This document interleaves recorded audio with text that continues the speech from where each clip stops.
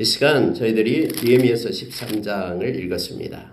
오늘로서 느헤미야서가 끝나고 내일은 에스더를 읽고 또 묵상하는 시간을 갖도록 하겠습니다. 여러분, 마지막 13장은 참 중요합니다. 느헤미야의 핵심적인 내용들이 마지막 13장에 다 들어있기 때문에 그렇습니다. 오늘날 이 시대를 살아가는, 그래서 사람이 처음에 결심을 하지만 시간이 조금만 지나가면은 그 마음이 흐릿해지죠. 그런데 13장을 읽어보면은 역시 이스라엘 백성들 역시도 처음에 막 이름을 쓰고 임봉하고 내가 하나님의 뜻대로 살겠습니다, 그렇게 막 얘기를 했잖아요. 84명의 이름을 쓰면서 그렇게 부흥회를 하고 결단을 하고 신앙의 갱신을 하고 그런 일이 있었는데도 불구하고 몇 년 지나니까 역시 그들이 똑같은 그런 하나님부터 떠나고 세상에 물들여서 세상 사람과 동일한 그런 모습의 형태로 나타나고 있음을 보게 됩니다. 여러분, 13장을 읽으면서 우리가 우리 힘으로 신앙생활을 할 수 없다라는 것을 알게 됩니다. 그래서 늘 우리는 우리 주님께 의지해야 됩니다. 성령의 인도하심을 받아야 됩니다. 그래서 힘써서 하나님의 말씀과 기도로 하나님의 백성이 살아야 됨을 또 깨닫게 합니다. 여러분, 몇 가지를 묵상하겠습니다.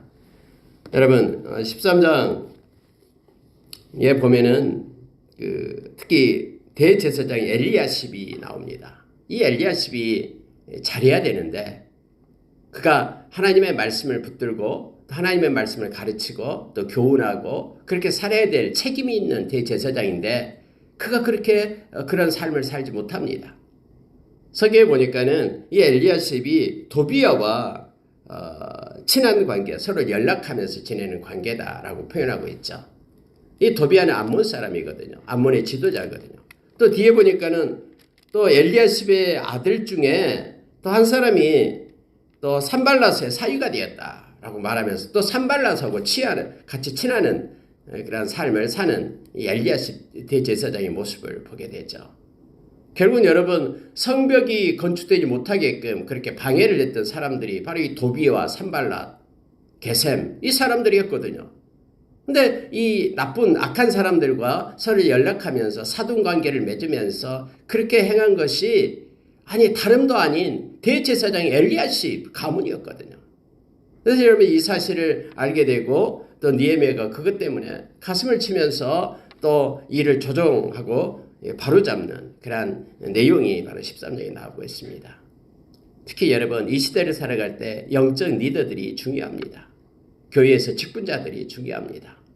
그들이 이렇게 세상과 야합을 하고 타협을 하고 불의와 타협을 하고 하나님의 말씀을 붙잡고 나가지 못한다 그러면은 많은 이들이 그들의 발자취를 따라서 그렇게 죄악의 길에 들어가는 것도 마땅하다 생각하고 하나님을 사랑하는 것 대신에 자기 자신과 물질과 쾌락을 사랑하면서 그 길로 가는 거예요.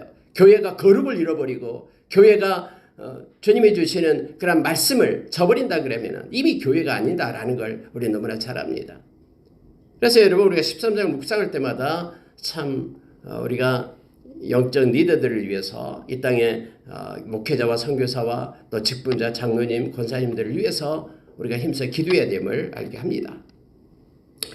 여러분, 2절 한번 보십시오. 이는 그들이 양식과 물로 이스라엘 자손을 영접하지 아니하고 도리어 발람에게 뇌물을 주어 저주하게 하였습니다. 그러나 우리 하나님이 그 저주를 돌이켜 복이 되게 하셨다 하였는지라. 여러분, 이게 무슨 뜻이냐면요, 하나님께서 그렇게 모세에게 말했거든요. 암몬 사람과 모압 사람은 영원히 하나님의 총회에 들어오지 못한다라고 얘기를 했거든요. 그 이유가 뭐냐면은 하나님의 백성이 애굽에서 나와서 이제 광야 생활을 하고 가나안 땅으로 들어가게 될 때 이 암몬 족속과 모압 족속이 하나님의 백성을 돕지 않았거든요. 목이 말라 한 그들에게 물을 주지 않았고요. 그 길잔 좀 가겠다고 빌려달라고 하는데 빌려주지도 않았고요. 그랬어요. 원래 여러분, 암몬과 이 모압 그 자손의 그 근거가 누굽니까? 바로 롯이잖아요. 롯. 아브라함의 조카인 롯. 롯의 그 딸들에 의해서 아브라함 그 조카 롯과 그 딸들에 의해서 나왔던 소돔과 고모라 성이 멸망할 때 생겨졌던 그 민족이 있잖아요. 그런데 그들이 이스라엘 백성을 대접지도 않고 영접지도 않고 그렇게 대적하면서 나쁜 짓을 했죠. 심지어 여러분 이스라엘 백성을 저주했잖아요. 발락 왕이 모압 왕 발락 왕이 발람을 고용해가지고 이스라엘 백성을 저주하라고 그렇게 했잖아요. 근데 하나님께서는 그 발람의 입술을 바꾸어서 저주가 축복이 되게끔 그렇게 했거든요. 그 얘기를 지금 여기 쓰고 있어요. 왜 그런지 알아요? 도비야 때문에 그래요. 도비야가 암몬 사람이잖아요. 근데 그 도비야를 갖다 이 말씀이 이렇게 있는데도 불구하고 이 대제사장 엘리야십이 도비야와 연락을 했다라고 말합니다. 연락하다라는 건 서로 사귀었다라는 거. 심지어 여러분 성전 안에 하나님께 바쳐진 그런 11조 또 거제물들 그리고 첫 물들 만물들 이런 것들을 갖다가 넣어놓은 방을 갖다가 다 그런 걸 치워버리고 도비야를 위해서 성전 안에다가 방을 만들어 줬거든요. 이 제사장 엘리야십이. 이와 같은 사실을 이 느헤미야가 잠깐 바벨론 아닥사스다 왕한테 갔다가 오니까 이렇게 돼 있는 거예요. 그 순간에. 그래서 이 도비야 때문에 앞에 있는 암몬과 모압 자손을 총에 들이지 말라라고 그렇게 하나님께서 하셨다라고 하면서 말하고 기록하고 있는 것입니다. 물론 여러분 성경에 보면은 룻 있잖아요. 룻 모압 여인 있잖아요. 근데 그가 그 어머니를 따라서 오잖아요. 그래서 여러분 근데 그럼 그 모압 자손인데 왜 그럼 그가 이스라엘 백성이 되었습니까? 여러분 세상의 열방에 있는 모든 이들도 남자든 여자든 그들이 하나님을 믿기로 개종하고 돌아오면 다 받아주게 되어 있습니다. 말씀해요. 그래서 예수 그리스도의 계보가 된 거 아닙니까? 근데 지금 여기에 나오는 도비야 이들은 하나님께 개종한 자들도 아니에요. 그럼에도 불구하고 서로 연락하면서 같이 나누면서 심지어 하나님의 성전에 그의 방을 만들어주고 그걸 예우하면서 그렇게 했다라고 지금 말하고 있는 것입니다. 자, 4절을 보십시오.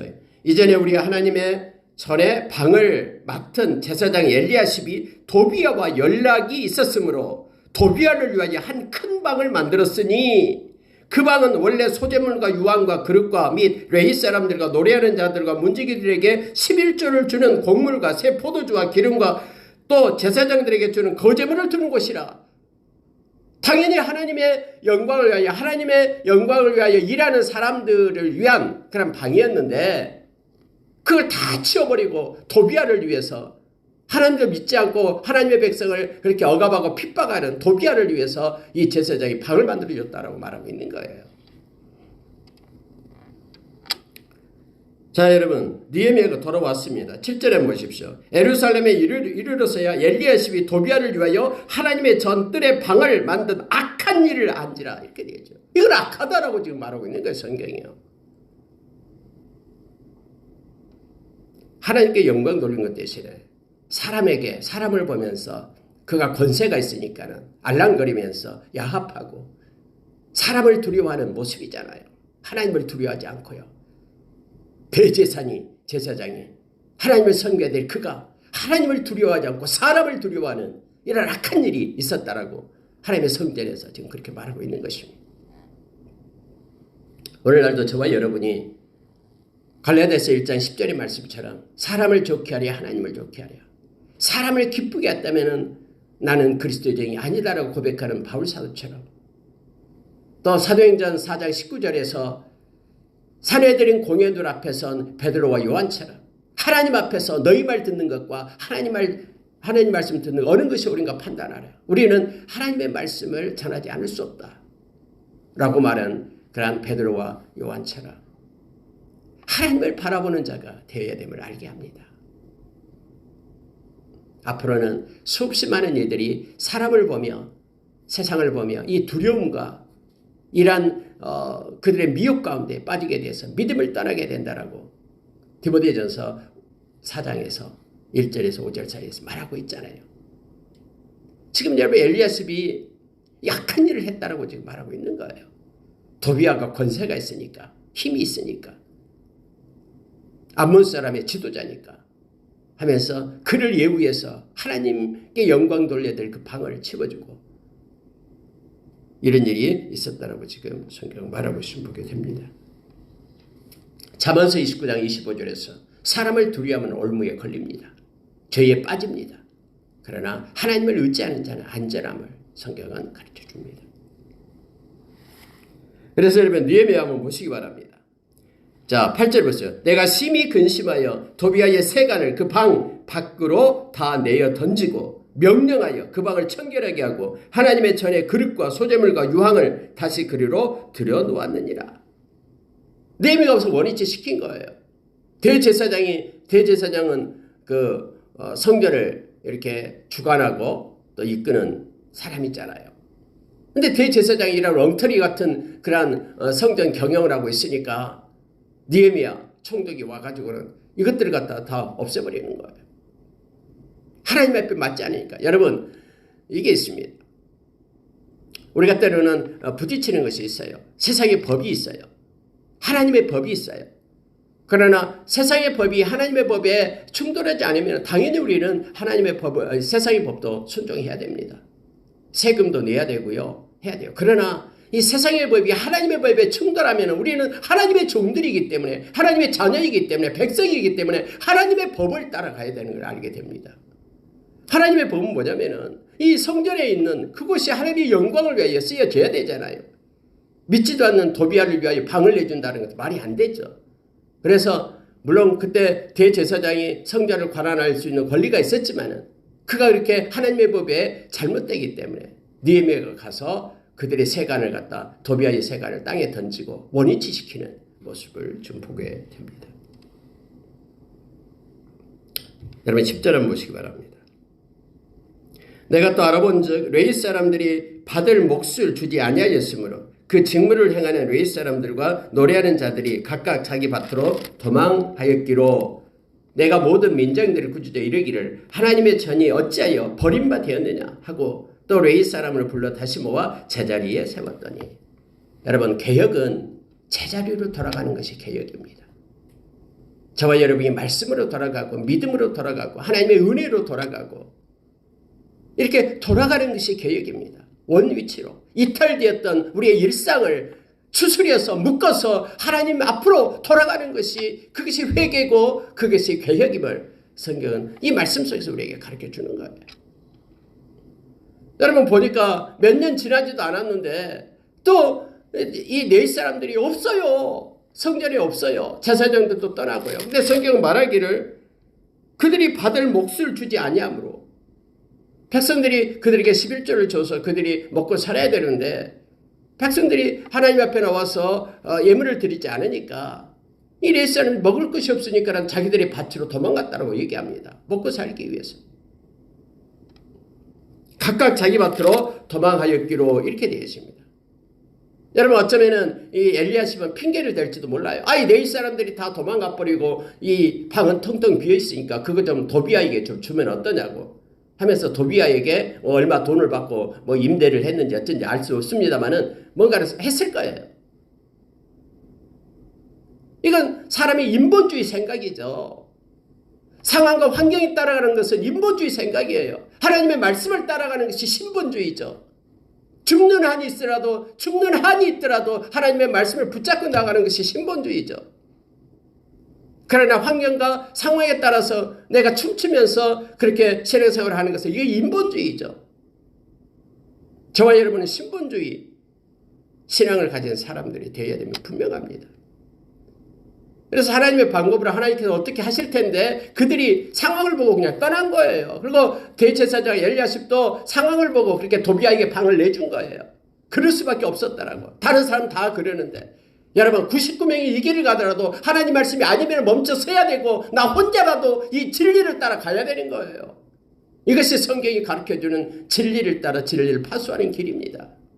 앞으로 수많은 일들이 이러한 일들이 일어날 겁니다. 그럴 때 여러분 우리의 모든 행동의 중거점, 사고의 중거점이 하나님의 말씀이 됨을 기억해야 됩니다.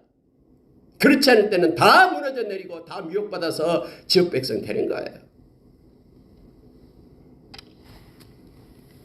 11절 보시기 바랍니다. 민장들을 꾸짖어서 이르기를 하나님의 전이 어찌하여 버림받았느냐 하고 레위 사람들을 다시 불러서 제자리에 모았다라고 말합니다. 그리고 온 유다가 곡식과 새 포도주와 기름의 11조를 가져다가 곳간에 드렸다라고 성경은 말하고 있음을 보게 됩니다. 그리고 이것들을 관할할 사람들을 삼았습니다. 거기에 나온 이름이 나온 것이 바로 13절인데요. 내가 제사장 셀레마와 서기관 사독과 레이 사람 부다냐를 창고지기로 삼고 마따냐의 손자 삭구리의 아들 하나를 버금으로 삼았나니 이는 그들이 충직한 자로 인정됨이라. 그 직분은 형제들에게 분배하는 일이었느니라. 이게 무슨 뜻이냐면요. 이 세 명을 갖다가 이렇게 창고지기로 삼았다고 말합니다. 그럼 이걸로 그렇게 돌이켜보건데 이전에도 역시 창고지기가 있었어요. 그곳에 백성들이 갖다 준 11조가 있었고 이걸 가지고 레위 사람에게 나눠주고 생활할 수 있게끔 또 레위 사람은 거기에 대한 10분의 1을 제사장들에게 주게끔 그렇게 되어 있잖아요. 근데 이 일이 이전에도 있었어요. 그런데 어떻게 됐는지 그 창고지기들이 성실하지 못했다라는 거예요. 여러분 사람 언제나 그러잖아요. 이 성실하지 못하고 백성들이 있는 11조가 다른 데로 흘러가고 그러면은 백성들이 또 그 11조를 하고 싶겠어요? 아니 우리가 낸 11조가 다른 데로 흘러가고 그런데 11조를 하고 싶겠어요? 그래서 또 안 하는 거예요. 그러면 또 이렇게 악순환의 고리로 레위 사람들이 먹을 게 없잖아요. 그러니까 자기 밭으로 또 떠나가고 성전은 황폐화되고 예배가 사라지고 이렇게 되는 거예요. 그래서 여러분 느헤미야가 다시 세 명을 불러서 창고지기로 삼았다라는 거예요. 근데 그들은 하나님 앞에 충직한 사람들이었다. 이렇게 돼요. 충직한 자로 인정됩니다. 성실하게 그 일을 했다라는 거죠. 그러한 사람을 뽑아서 다시 세 명을 삼았다라는 거예요. 그러면 그들이 한 일이 뭐냐 그러면은 그 직분은 형제들에게 분배하는 일이었더라. 분배를 잘해야 되잖아요. 군대 가서도 여러분 분배를 잘해야 됩니다. 분배에 실패하면 큰일 납니다. 무슨 얘기냐면요. 이 사람 마음에 드니까 이 사람 몽땅 주고 이 사람 마음에 안 드니까 조금 주고 이렇게 분배한다고 생각해 보세요. 그러면은 적게 받는 사람은 기분 나쁠 거고 많이 받은 사람은 자기가 아무것도 아니면서 뭐나 된 것처럼 그렇게 생각할 거 아니에요. 그래서 여기서요. 이 직분은 형제들에게 분배하는 일이다라는 거예요. 그래서 그 제사장들에게 레위 사람들에게 정확하게 돌아가게끔 그렇게 분배하는 이런 일을 충직하게 행했다라는 내용으로 적어져 있어요. 그럼 그 이전에는 충직하게 못했다라는 거예요. 그래서 이와 같이 모든 것들이 하나님께 예배 드리는 모든 일들을 도와주는 일들이 잘못되었다라고 좀 성경 말하고 있는 것이죠. 그러면서 여러분 이 13장에서 반복하고 있는 것이 있어요. 세 번씩이나 반복하고 있는 게 뭐냐 그러면은 하나님께 기도하는 느헤미야예요. 여러분 보십시오. 14절을 보십시오. 내 하나님이여 이 일로 말미암아 나를 기억하옵소서. 내 하나님의 정과 그 모든 직무를 위하여 내가 행한 선한 일을 도말하지 마옵소서. 22절 보십시오. 또 내가 레위 사람들에게 몸을 정결하게 하고 와서 성문을 지켜서 안식일을 거룩하게 하라 하였느니라. 내 하나님이여 나를 위하여 이 일도 기억하시옵고 주의 모든 은혜대로 나를 아끼시옵소서. 또 여러분 마지막 절 보세요. 30절 31절 마지막에 보면 내 하나님이여 나를 기억하사 복을 주옵소서. 여러분 느헤미야는 아니 왜 이렇게 복을 달라고 하나님께 할까? 일을 하고 나서 하나님께 기도하면 하나님 이걸 기억하옵소서 그리고 나에게 복을 주옵소서 이렇게 말할까? 뭐 대가를 바라고 그러나 이렇게 생각할지 모르나 여러분 여기에 깊은 신앙의 중심이 있어요. 느헤미야는요 하나님만을 바라보는 사람이었어요. 하나님의 복을 기억하고요. 사람이 나를 어떻게 생각하든 상관없이 하나님이 나를 기억하면 족하다라고 생각하는 이고요. 모든 것을 주관하시는 분은 하나님 되심을 인정하는 그런 신본주의 신앙을 가진 하나님의 종이에요. 그래서 하나님께로부터는 복을 받기를 원하고요. 사람으로부터 주어진 것이 아니라 하나님께서 행하시고 하나님이 기억하고 하나님이 나를 붙들고 인도하심을 가장 최고의 가치로 알고 하나님 앞에 기도하는 종이었음을 말씀을 우리에게 가르쳐주고 있는 거예요. 저와 여러분도 마찬가지예요.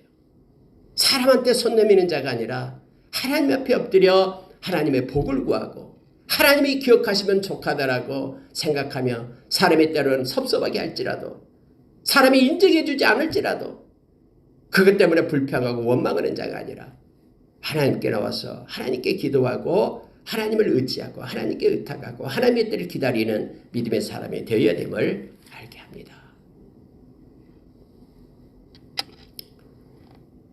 여러분 17절 보시기 바랍니다. 이제 또 뭐까지도 망가졌냐면요. 자, 처음에 여러분 이렇게 이름을 쓰고 뭐 도장을 찍고 인봉해가지고는 하나님 이제 우리가 이렇게 살겠습니다라고 하나님 앞에 막 부흥회를 했잖아요. 그 중에 하나가 우리가 11조를 해가지고 성전에서 예배가 끊어지지 않게끔 그렇게 하겠습니다 라고 했는데 첫 번째 그렇게 끊어졌죠. 몇 년 지나자마자. 두 번째는 우리가 안식일을 지켜서 하나님께 예배하고 우리를 택하신 하나님을 찬양하고 경배하겠습니다 라고 약속을 했잖아요. 근데 그 약속도 없어졌음을, 약속도 그들이 어겼음을 말해주고 있습니다. 17절 보십시오.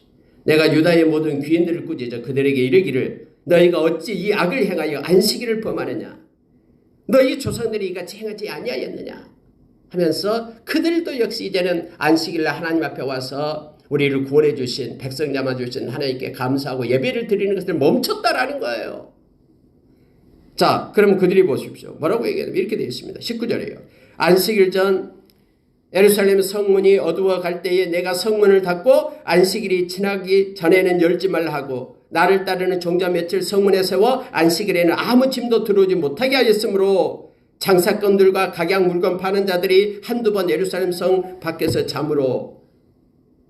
여러분, 안식일 날요 그들이 무슨 일을 했냐면은 하나님께 예배드리는 것 대신에 자기의 영리 목적으로 이익을 위하여 장사하고 팔고 하나님께 예배하기를 멈췄다라는 거예요. 그래서 느헤미야가 이것도 바로잡기 위하여 이제는 안식일날 전날 밤이 되니까는 문을 다 닫아버렸어요. 열지도 않았어요. 안식일날은 전혀 열지도 않았어요. 장사 못하게끔. 예루살렘 성 안으로 들어와야지만 장사꾼들이 들어와 장사할 거야 아니에요. 외국에서 지금 보따리 장사들이 왔어요. 막 엄청나게 많이 돈 벌기 위하여. 그리고 느헤미야가 문을 닫아버리니까는 거기서 기대고 자는 거예요. 그들이 성 밖에서. 그러니까는 느헤미야가 다시 말하잖아요. 만약에 이와 같이 계속하면은 내가 너희들 잡아서 이제 드리겠다 하니까는 다음부터 그들이 장사꾼들이 오지 않았다고 말합니다. 내 이사람들에게 몸을 정결하게 하고 와서 성문을 지켜서 안식일을 거룩하게 하라 하였느니라. 이 일도 한 거예요. 그러니까 여러분요, 인간은 얼마나 간사하고 약하냐면요.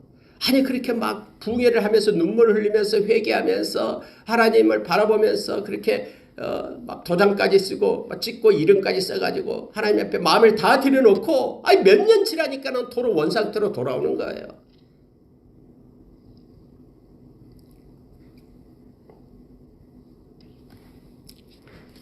안식일 때문에 이것 때문에 또 느헤미야는 안식일을 다시 이렇게 새롭게 합니다.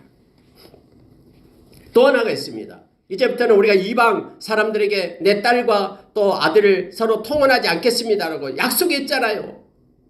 또 에스라가 그때 막 결혼한 사람끼리 이렇게 하나님께로 돌아오지 않는 사람들은 다 이렇게 이혼하고 그들 내보냈잖아요. 그런데 이제 에스라 갈 때가 30년이 지났는데 30년도 안 돼서 다시 또 외국 거짓 우상을 섬기는 이들과 통혼하면서 그 가증스러운 그런 토속 신앙을 가지고 온 거예요.